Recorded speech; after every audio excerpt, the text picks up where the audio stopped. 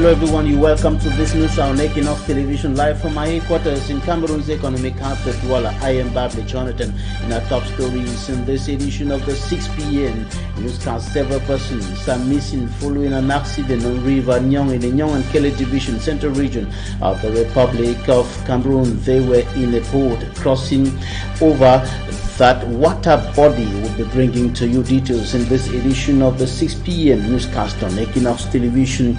And the Ministry of Defense says investigations are going on to establish responsibilities in the killing of 9 villagers of Misong in the Fungom subdivision, Menchong division, northwest region of the Republic of Cameroon. A statement from the Ministry of Defense says they were killed in a standoff between some inhabitants of Misong village and 4 soldiers in that part of the country. And with the increasing use of explosive devices by armed men in the northwest and southwest regions of the country within the context of the worsening close to 6-year-long armed conflict, and also in the far north region and other parts of the country, the military is stepping up the capacities of police officers in the detection and destruction of such devices.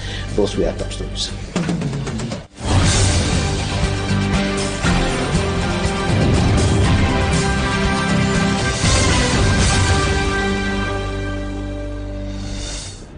We begin this newscast on the Nyong River in the Nyong and Kele Division, Central Region of the Republic of Cameroon, where several persons are reported missing. This follows an accident by a boat on that river, and 10 persons were in that boat crossing over from Malombo to Minkan in that part of the Nyong and Kele Division, Central Region of the Republic of Cameroon. So far, 5 persons have been rescued, and we'll be bringing to you images, updates and reactions, notably the first statement of the divisional officer of the Ezeka subdivision in that part of the country. We'll bring into you that reaction in a short while in the course of this newscast. Time for us to talk about the use of explosive devices, notably in the northwest and southwest regions of the Republic of Cameroon. This is becoming an increasing strategy being used by armed men in the conflict, in the war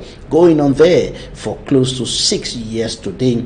And this is also happening in the far north region of the country with the Boko Haram security problem, and also in other parts of the country, including the 2 main cities of the Republic of Cameroon, the political capital Yaoundé and the economic capital Douala. And with this phenomenon increasing, the security and defense forces are now stepping up the capacities of police officers in the detection and destruction of explosive devices. We have details in this report by Annabila. Security threats across the country, especially in the warring areas, the northwest, the southwest and the northern regions. Improvised explosive devices are usually being used by armed men to attack security officers or their adversaries. In the Anglophone crisis, explosive devices have taken away the lives of several Cameroonians lately, be it civilians or the military. It is to curb this dangerous phenomenon that over 100 police officers are being intensively trained on how to detect and neutralize improvised explosive devices whenever they are called. We are going from the basic to the staff training of the police. For the first module is the basic counter-aid, is to provide tactics and techniques to avoid those threats on the field. And the second module will be to give them the capacity of approaching the threat and to neutralize the threat. And the last one will be only for the officers to work in a staff with another force and defense security person. The training at the specialized center here in Douala is being facilitated by the Delegate General for National Security alongside the Ministry of Defense. Nous savons tous le contexte sécuritaire que traverse notre pays dans le nord-ouest et le sud-ouest et à l'extrême nord. We all know the security threats our country is going through. There are new threats in our country now, especially in the northwest, the southwest and in the northern regions, including Douala and Yaoundé too. It will permit the police to be apt in detecting and destroying explosive devices, which is a new security threat.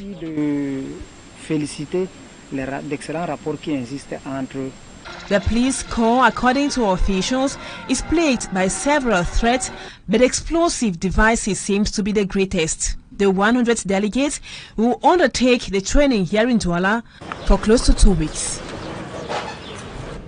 The Ministry of Defense of the Republic of Cameroon reports the killing of 9 villagers in Misong Fungom subdivision in the Menchom Division, Northwest region of the Republic of Cameroon. A statement signed by the head of the Communication Department of the Ministry of Defense, Navy Captain Tonfak Cyril, states that the victims, including 4 women, 4 men, and an 18-month-old girl, were killed during a standoff between some villagers and 4 soldiers who were in search of missing colleagues or a missing colleague in that part of the country on Wednesday, June 1,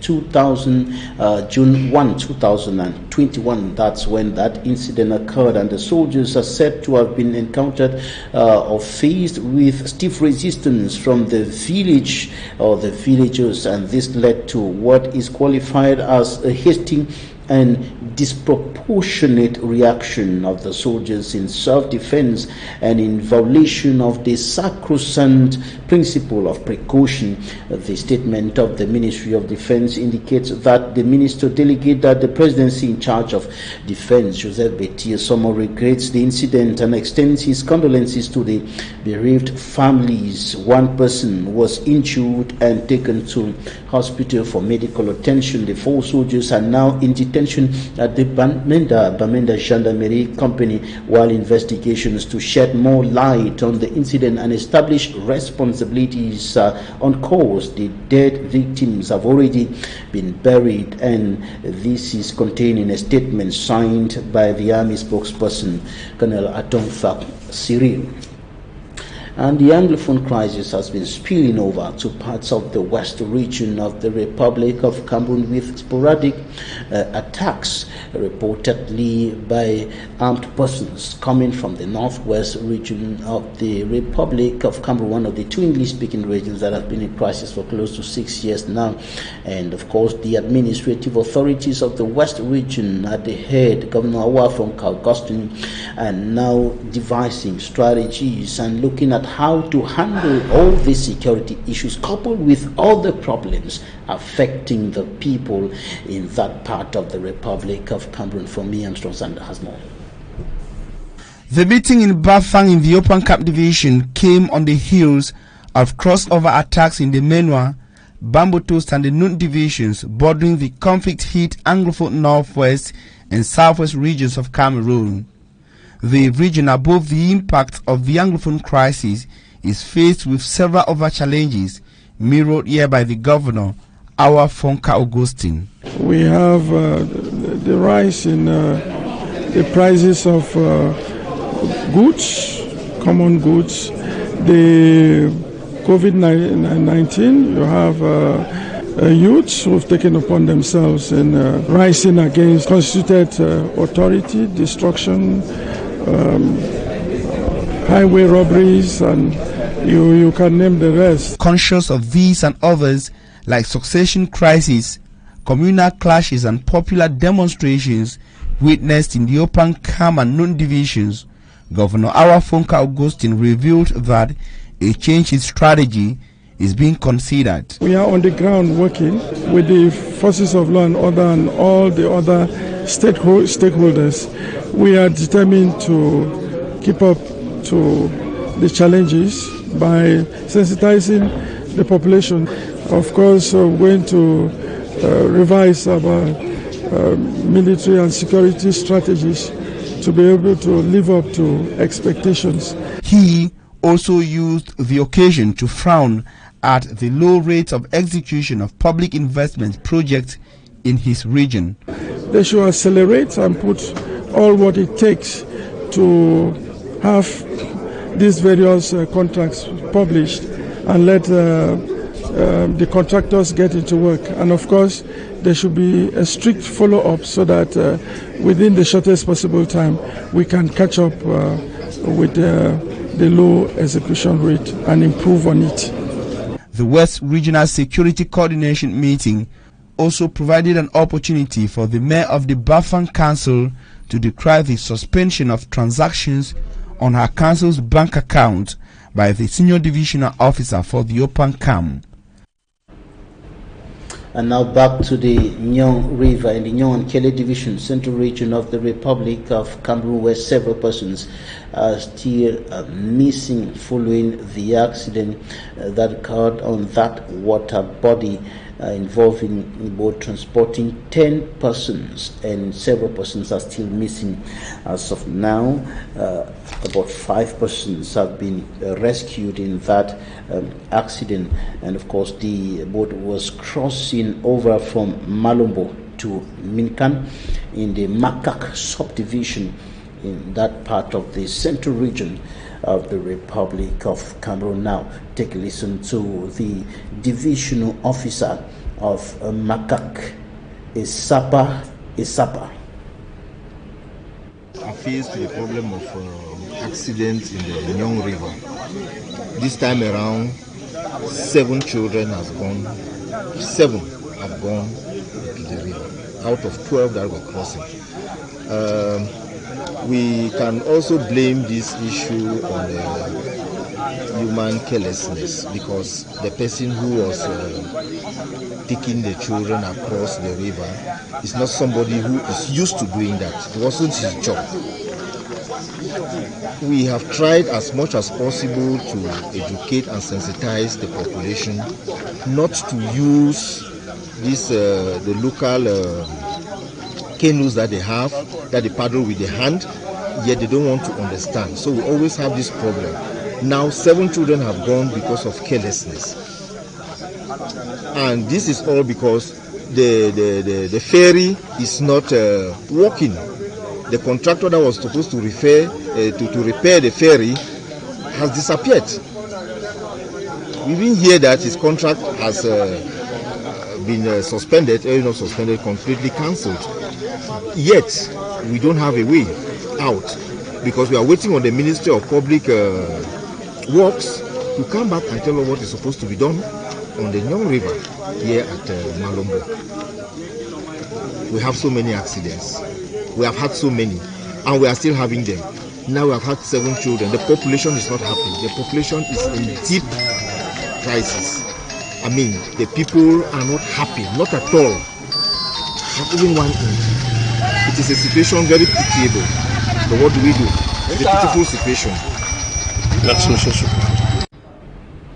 The divisional officer of Makak, Isapa speaking there after that accident, and a search operation is underway to retrieve or to know the whereabouts of several persons who are still missing following that incident. Only 5 persons have been rescued up to now.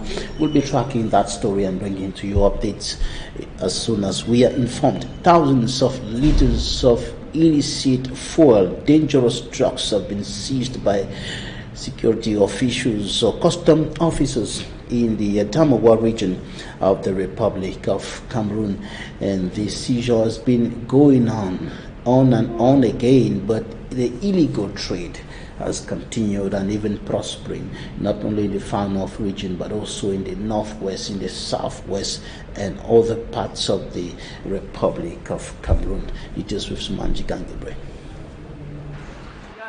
From the first view of this lorry, one will think it is carrying useful goods into the country. This lorry you can see behind me has 2 compartments. The first compartment, from first side, we can see onions. And in the second compartment, we see granules. That is what we see superficially. Unfortunately, it is not the situation as the case may be. The lorry that was transporting items like onions and maize also had on it items which were illegally smuggled into the country from neighboring Nigeria. After successfully passing through other checkpoints without being noticed, it was at the special control post of custom in Selusimba in Gaundere that the lorry was stopped. In a search that followed, custom officials will first of all discover it had on it illicit fuel hidden beneath the lorry.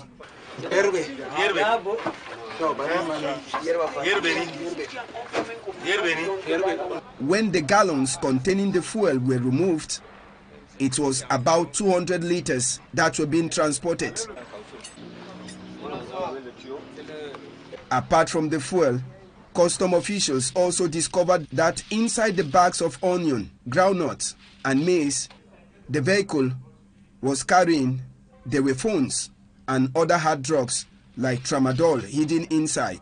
We have an intelligence service that works 24 on 24. So all these things you see we work is the information coming from our intelligence service. So it is true that this lorry was stopped at Selusemba, our control point, but we did it from our intelligence service that this particular road is coming is not the best. So we had to stop it at Selusemba. Yeah, I have two messages. The first message goes to these traffickers. I am telling them that they should just stop. Because even if they put it away, we shall say remove it. We are professionals and we shall say remove. Second message goes to the population that we are there to help them remove what is not good from the market. They should not run away from us. They should give us information about such things. After this capture of items illegally smuggled into the country, the coordinator of Alcomi Zone 3 is calling on business operators to respect the country's law by paying their custom duties.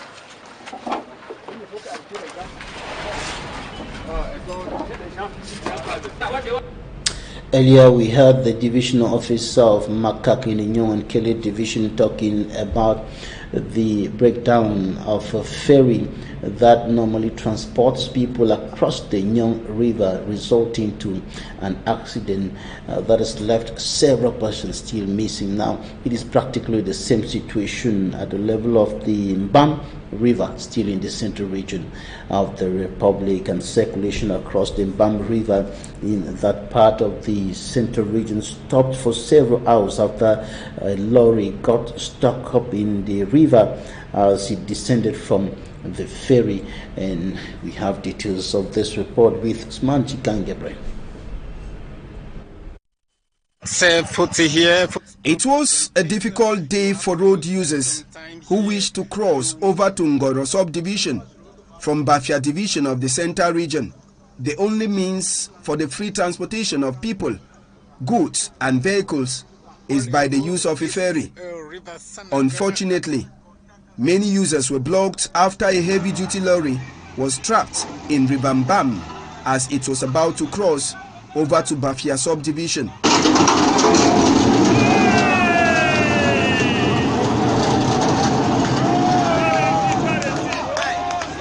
Due to this incident, many people were stuck and vehicles hoping to be transported to the other side of River Mbam queued up, waiting. Months back, after an incident on the River Mbam, Public Works Minister Emmanuel Ganun Jumesi promised that a bridge will be constructed over River Mbam to ease transportation. Till date, changes haven't been seen. Due to the lack of circulation with the ferry, passengers were forced to pay 500 francs and some 1,000 francs each to be carried on flying boats across River Mbam. Foodstuffs that were also brought to be transported across could not reach their destination. The people are now using this opportunity to remind the Minister of Public Works to fulfill the promise he made to them several months ago. Opposition in Cameroon is calling for parliamentary inquiries into the Glencore corruption scandal involving Cameroon and other countries. During the opening of the June session of Parliament today, opposition parliamentarians requested the creation of a parliamentary inquiry committee or commission to probe the 7 billion francs CFA bribe the multinational company admitted it paid to Cameroon officials for contracts in the mining sector and, of course, in the oil sector as well. And on his part, the House Speaker, Kavai Yeke Jibril, denounced obstruction to government action and condemned reports by Radio France International suggesting that President Paul Biya's health condition was deteriorating. And as far as the corruption scandal on Glencoe is concerned, the parliamentarians raised concerns, worries about the independence of the judiciary, and are therefore requesting that a parliamentary inquiry commission be set up to probe into that 7 billion francs CFA corruption scandal involving the Republic of Cameroon. The brevet d'études du premier cycle BEPC examination in the French subsystem of education started today across the national territory, and our reporters here in Douala visited some centers and see the exam is unfolding hitch-free here in the littoral region of the country. Details with Anabila. Government Bilingual Secondary School Equinoxe Douala, one of the examination centers hosting the 2022 edition of the Brevet d'études professionnelles du premier cycle BEPC. It is past 11 a.m. here, and the students have just concluded with the writing of the first subject.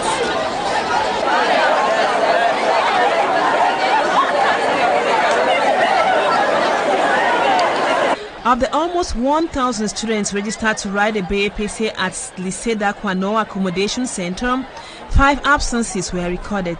Most of the students say the BEPC exams have been going on without any major incidents, but for the teachers' strike action, which seems to be an impediment. Yeah, the strike action disturbed us a lot, but since we are of Lycée d'Equinoxe, our teachers gave us extra classes, so there we have a plus. It's okay. Private schools concluded their own syllabus, so they were ahead of us, but our own teachers couldn't complete their own syllabus because of the strike.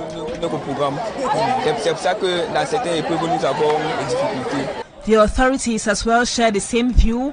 In spite of the 5 absences, the examinations kicked off hitch-free. Very well.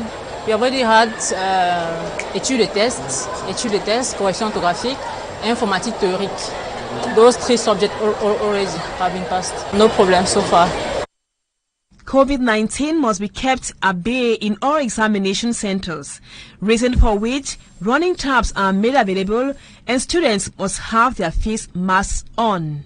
The canteen as well is closed for now, and students have been advised to bring food from home for health reasons. Yes, in class, first of all, in the classes, the students are seated and in zigzag, so they are not on one line. So they are being disposed like indicated by the ministry. And also you have some water point where the students wash their hands before they go in classes. They were asked to come with their food so they can eat during the break. Because the canteen is locked, so there is no one to sell for the students outside. From Lycée d'Equinoxe, we made a stop over at the government bilingual high school in Deido Douala, another accommodation center. Here, we were denied access and informed that the principal wasn't on seat. The BEPC kicked off relatively well in the city of Douala. The United Nations Development Programme UNDP is now stepping up efforts to enhance the productive and competitive capacities of small and medium-sized enterprises in the Republic of Cameroon, and also to boost their resilience in the face of adverse consequences of the coronavirus pandemic. And this is the objective of the Rapid Financing Initiative. Get to know more in this report compiled by Mala Glory. Business environment in Africa and lack of resources in the African ecosystem are considered to be among the continent's main causes of business failure and poor competitive capacity. Small and medium-sized enterprises are the most affected by these problems. As it is the case in majority of African countries, owners and managers of small and medium-sized enterprises face several challenges in their efforts to grow or simply survive. This has been aggravated by the socio-economic impacts of the COVID-19 pandemic. No money, no world. That's what an Englishman will say. Because when you have money, you have access to get everything you need. That's the first difficulties that we face. Now, the things that we need, when you have money, you're able to acquire those things. Like feeders, drinkers, and the people that carries them to the market is another problem. For them to market their product, they need things like tricycles to carry it from the poultry to the market. To mitigate the adverse consequences of these challenges, the United Nations Development Programme is implementing the Rapid Financing Facility in collaboration with the Ministry of Small and Medium-Sized Enterprises. The initiative is intended to reinforce the capacity and resilience of micro, small and medium-sized enterprises. This is what has brought together these entrepreneurs in the littoral region, financial institutions and other stakeholders in Douala. We want to enhance their operational, technical and financial capacities by facilitating access to financing. That loan is refundable because when they give you something that you know in your mind that you have to refund it back, you use it judiciously. I solicited for a loan of 10 million to make my poultry farm go forward. After strict scrutiny, the enterprises have been granted loans ranging from 5 to 30 million francs CFA. That is expected to go a long way to boost their productive and competitive capacities. The new fund of Mankan has been named and presented to the people of that fundum in the Mezam Division, Northwest region of the Republic of Cameroon. His Royal Majesty Fu Asa Angwafo IV takes over from his father, Fonangwafo III, who disappeared May 21, 2022. The new fund was presented to the people at the Mankan Fund's Palace today after a morning ritual in honor of his late father. And that's it for the first part of this newscast. Talking Point is up next.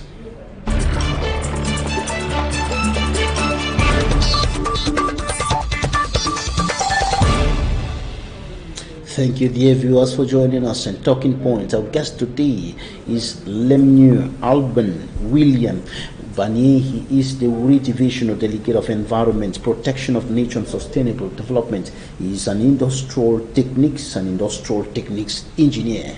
You're welcome. Thank you very much, Mr. Babila. Thank you for having me with you.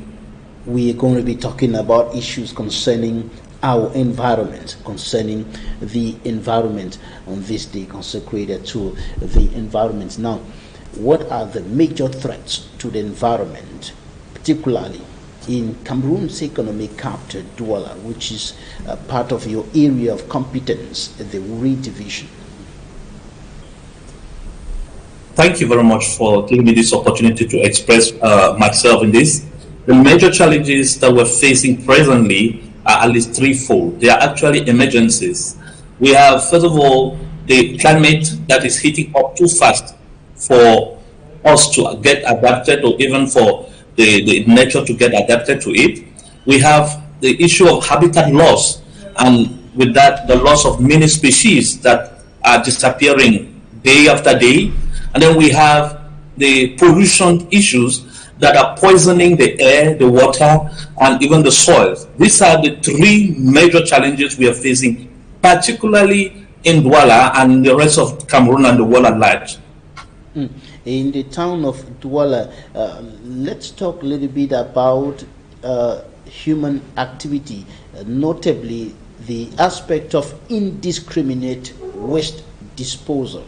In almost all the waterways across the town of Douala, we have plastic bottles, plastic waste filling up the drainage canals, filling up the waterways, and so on and so forth.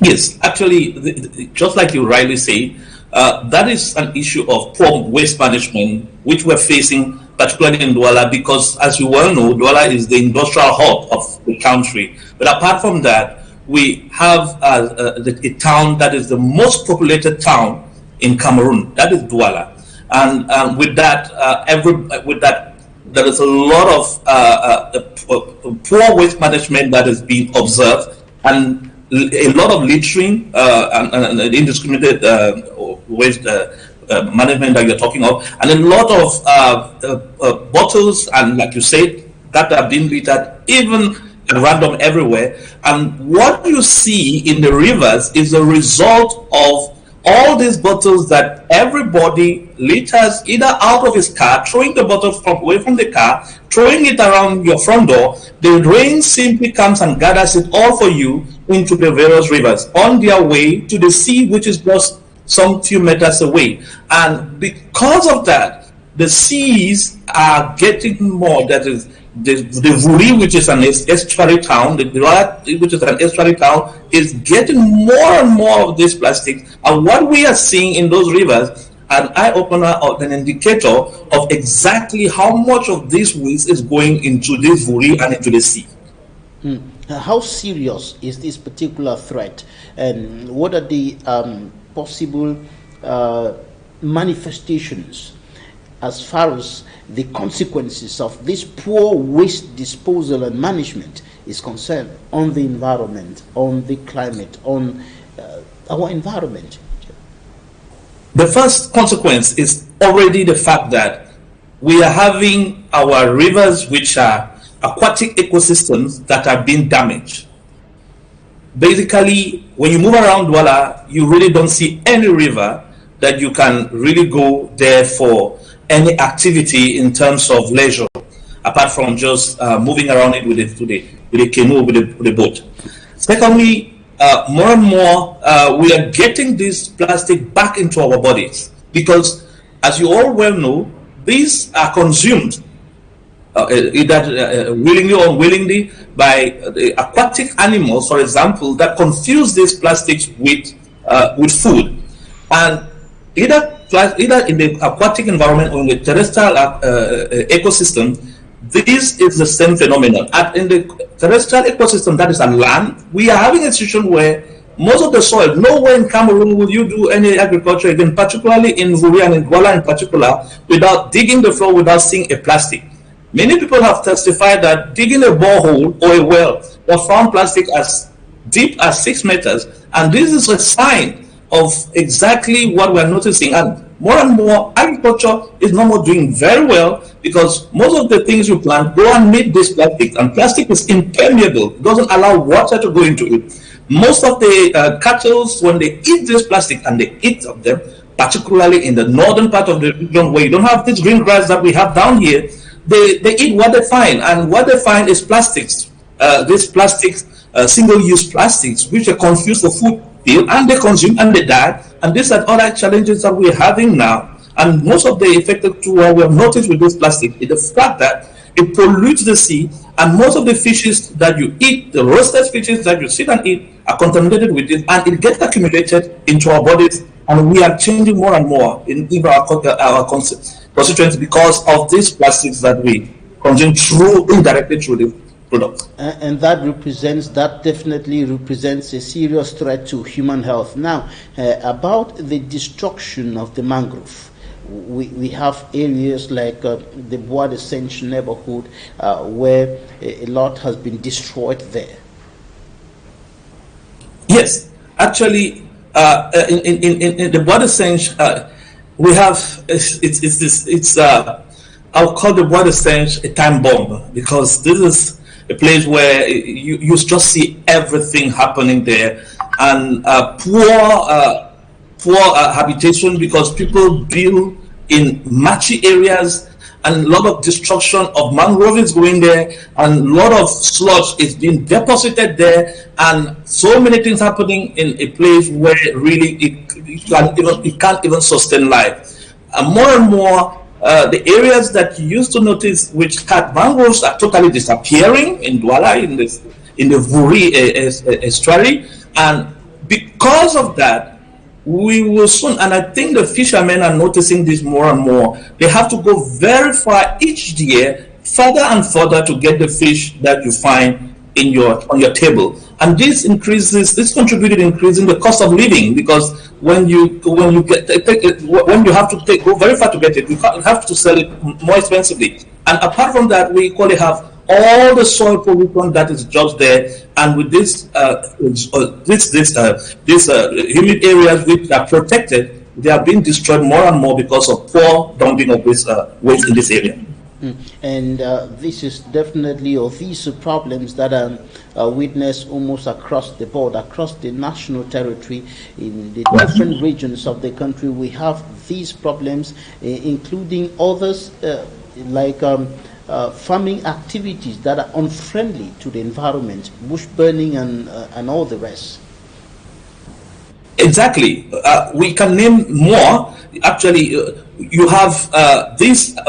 Generally, when we talk of poor type of farming, we are trying to talk of the fact that the type of farming that use heavy amount of chemical, but again, the type of farming that is slash and burn, which emits a lot of carbon dioxide, and we equally have the issue of industrial pollution, which cannot be overemphasized, and even industrial agriculture, because when agro industries where you find hectares of land actually being used, but more and more, particularly in the Douala area, because we're an industrial town, we don't only have household waste, which generate a lot of waste into these areas.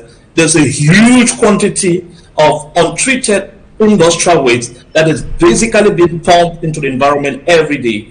And that's exactly some of the things that are bringing us more and more into being harder on these industries, because what you know certainly is that it finally affects us, and that is exactly what we are trying to discourage. So, and the question now is how to stop this, how to limit or mitigate the threat on the environment, to reduce the greenhouse gas emissions from the industries, to reduce the indiscriminate and poor management of industrial waste, to reduce the unfriendly human activities that affect the environment adversely. How to do it? The first thing, because we, just like you rightly says, these are anthropogenic activities that actually cause all of this. That is man-made. That is, we are actually responsible for what is happening. It is not natural. So the individual action will count. Your action will count. My action will count. We can contribute in changing things by the way we manage the waste we find in our hands. We should just make sure we put the waste in the bin. That's the first thing. Even when you're in your car, you put the waste in your car and take it to your house. Secondly, collectively, at the level of the community, we can also be one another's keeper, drawing the attention of somebody who is misusing the environment or poorly managing its waste, or drawing the attention of the authorities about the fact that somebody is poorly managing the environment, so that we can act. At the level of the government, we're already doing something, which is not enough, but it still needs the collective and the individual the actions. We already, because it is a matter of sustainable development, Douala is a fast-growing city because of the development that are going on there. Right. And at the level of the authorities, I was going to ask you what you have been doing, because it will appear you're not doing enough, as you indicated, in terms of sensitization, for example, in terms of actions, repressive actions on those enterprises that are poorly managing their waste and disposing the waste indiscriminately in the environment. The first thing is that I want to say we have really been doing great on this, because this is something you might not notice, but the Ministry of Environment is known by all industries because we are on the neck of these guys every day. But the first thing you should understand is that we have this challenge. The challenge is, that's why the Ministry of Environment is called Ministry of Environment, Protection of Nature and Sustainable Development. What will happen, Babila, if you have an industry and you start generating waste and you start pumping out noxious gas because you don't yet have the right amount of money to buy a filter to fit into your industry, and that filter costs, for example, $1 billion, and you need, for example, 2-3 years to buy. What we do is making sure before you start your industry, you do what we call an environmental impact assessment, which comes out with an environmental management plan. And in that environmental management plan, we will give you time, about 3 years, to buy that filter to fit into your chimney to ensure that it treats the pollution or the air pollution before it is released. So between that time and the time you are going to set it up, unfortunately, people will notice that you are generating waste. But if it is only when you don't do what you said you are going to do at the time you said you were going to do that we always sanction, because we want to preserve on one side the jobs that are created by this industrial development and at the same time protecting the environment. We don't just want to sanction or stop or close industries because they are polluting the environment. We want to make sure we are accompanying them, and that is why we do twofold control. The first fold is inspection, where we find out if you find out you're polluted, you pay a fine. The second phase is follow up to make sure that you implement the things you said you were going to do. That's exactly the activities we do on a daily basis and on with the industry. This might not be clearly seen by the population, but the industries are aware of this, and I want to tell you, many industries have upgraded in their technology because of these activities, and this has permitted equally to preserve the jobs, because that is a challenge. Sustainable development and equitable, which preserves development, but at the same time protecting the environment and the economy. This is actually the challenge is with trying to preserve this our environment. All right, Lemuel Alban William Barnier, Uri Divisional Delegate of Environment, Protection of Nature and Sustainable Development, Industrial Techniques Engineer. Thank you for your time. Thanks, ladies and gentlemen, for staying with us. That's it for today's edition of the 6 p.m. primetime newscast on Equinoxe Television. Goodbye.